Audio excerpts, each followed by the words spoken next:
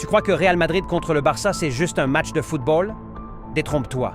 C'est une guerre culturelle, une lutte historique et même une affaire politique. Cette rivalité naît bien avant Messi, bien avant Ronaldo. Elle commence pendant la guerre civile espagnole dans les années 30.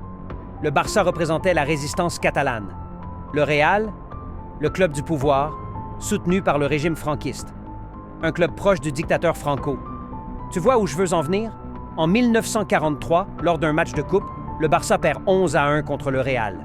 Mais ce que personne ne te dit, c'est que les joueurs du Barça auraient été menacés dans les vestiaires par la police franquiste. Certains parlent même de match truqué, un score humiliant, mais une victoire sans honneur.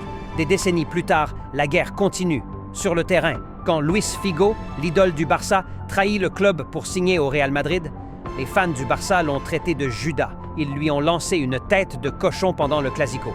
Une scène qui restera à jamais dans l'histoire du foot. Puis vient l'ère Messi contre Ronaldo. Deux clubs, deux icônes, deux visions du football. Chaque Classico devient une bataille mondiale. Des tensions, des bagarres, des cartons rouges. Ce n'est plus du football, c'est un champ de guerre. Real Madrid contre Barça, ce n'est pas un simple match. C'est la guerre des mondes. Et crois-moi, elle ne se terminera jamais. T'es plutôt du côté du roi ou de la révolution. T'en veux d'autres?